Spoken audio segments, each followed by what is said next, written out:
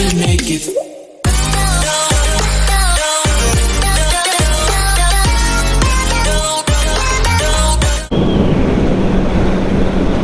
Well, my YouTube family, I hope you had a good Memorial Day.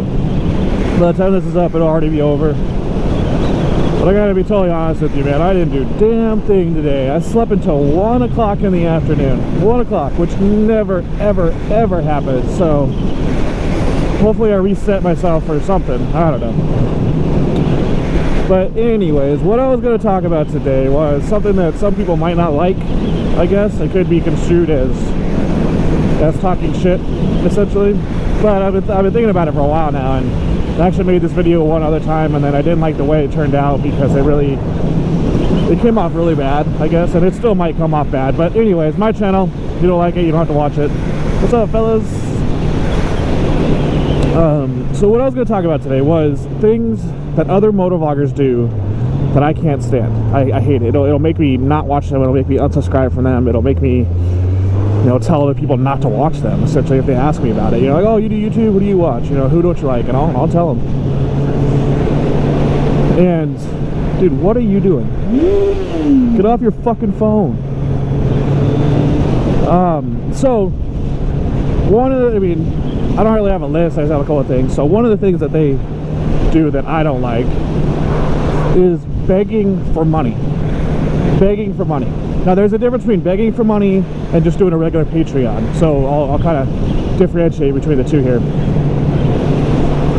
So begging for money, as in, there's one particular YouTuber, and I'm not going to call people out by name because that's not how I roll, but one particular YouTuber that if you go to his page, there is literally 3 different links right on the front of his page where he's asking you for money. 3. And like, what is the difference, okay, between that, right, just begging for money like that, and I understand you have a page, you are putting content out, so it's a little bit different, between that and someone that is constantly on the side of the road begging for money. Like, it's a guy you see for months at a time just sitting there begging for money. Help me, I'm poor. No. I don't understand it. Like, dude, if this isn't, and there's multiple other ones too, if this isn't supporting you enough that you continually have to beg for money from people, maybe you should change your channel up to where you can actually live off it. Or do what the rest of us do and get a job. I don't it comes off so unprofessional and tacky. It's ridiculous. Just here, hey, you want to give me money here? Hey, you want to give me money here? Hey, you want to give me money here? And then in the video they mention it 5 times. Hey, if you want to support me, blah blah blah. It's just $1. Just give me this. No. Okay. Now the difference is with the Patreon. One of them is like I'm not gonna do names. Someone that is how do I do it without like giving away exactly who it is? Okay, fuck it, whatever. Some YouTubers like to take bikes, fix them up, soup them up. There's a couple different ones, and then they will give that bike away. Okay, I think that's okay to ask for money for a Patreon for something like that, because you are taking that money and reinvesting it into a motorcycle that you're going to give away to somebody. You're not making a profit off this. All you're doing is that's your content. So you're making money off your content, and the money that goes to it, at least the vast majority of the money that goes to it, goes towards a bike rebuild, bike giveaway, something like that. Okay, that is okay. That's when you can be like, hey, donate here to support this rebuild. I'm going to give this bike away. That's the difference. So I just don't understand like how that's become a thing, just like begging for money all the time from people. That's something you'll never see me do, ever. No. Mm-mm. Mm-mm. No. No. No. No. No. No. Hell no. No. No. I refuse. No. No. If I do end up getting big, which highly unlikely, I'm not going to sit there and beg for money. Like, I'm going to have a job until this YouTube can support me. I mean, which will never happen, but I'm just saying, hypothetically. So, there's one thing. The second thing is talking about things that they don't know like they know it and giving false information out there in public. when they have a lot of subscribers, and there's a good chance that new riders are going to watch it and think that that's good or that's normal or that's safe or stuff like that. And again, this comes off of one particular YouTuber, but a lot of them do it, but this one does it quite a bit more. One of his most recent videos, I don't comment on them very much because I don't want to bring negativity to my channel. You know, and it's your channel, say what you want, but last night, man, I had to comment on this one guy's thing, and it's like, dude, you're putting false information out there just based on like a personal experience, not facts. So like me, when I do things, prime example would be the mountain ride thing. I was like, hey, this is what I know. I can't really like give you like a source for it. Go out there and do some of your own research based on what I'm telling you. Because I'm not no guru on this. I mean, relatively speaking, I'm an inexperienced rider. I don't do track days. You know, I ride daily, but in the grand scheme of things, I'm a small little fishy in a big pond, you know, so. Just keep swimming, just keep swimming, just keep swimming, swimming, swimming. What do? We swim, swim. Dorino singing. I hate it. Just don't.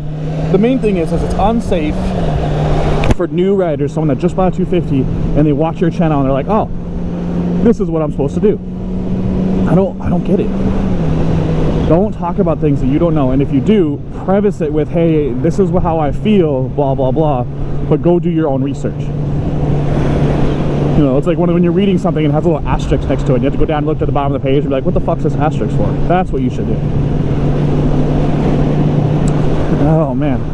And then there was another thing. Oh yeah, the last thing that I'll talk about that I hate, some things that motovloggers don't do, is they lose touch with their fan base, right? Meaning, different example is there's a particular YouTuber that on his, and if you're in the YouTube community and you watch him and you're like, you know, connected, if you will, you'll see him in his Instagram. He's complaining that he's going under 100,000 subs on his Instagram, and he's complaining that he's losing YouTube subscribers. When one, he doesn't post like he used to ever. He very rarely, not very rarely, but he posts not very much, which basically means they're living off of YouTube revenue from their past videos. Like once you get to a certain part, like a certain size, all your videos are still getting views, and you still gain. Sorry, that guy threw me off. All your other videos are still getting views, so you're living off that money because it's still rolling in, and you basically in your head you're like, I don't really, you know, need to make a video. I don't want to make a video. I'm just going to sit here and let this kind of stuff roll out. And that is like, dude, that's why you're losing subscribers. It's because you're not with your community anymore. And the other thing is like once certain people get to a certain size, they feel like they don't have to talk to their subscribers in the comments ever. Happy belated birthday, bro. Unless it's negative. It's a negative comment on some of them. You see some of the YouTubers jump on it, man. They freaking talk shit back to them, blah blah blah, and they'll go back and forth. But if it's like good comment stuff, like you'll very rarely see some of these YouTubers ever comment on it. I wish I could do names right now because I have plenty of examples of it. But it's like, dude, you are where you are right now because of the subscribers. They're the ones that let you sit at home and make videos for a living. That and your sponsors, if you have sponsors. But the main portion is these people. Dude, you do YouTube for a living. That doesn't consume your whole life. Take an hour out of your day and just sit there and comment on a couple people's comments. Comment back. It's not that hard.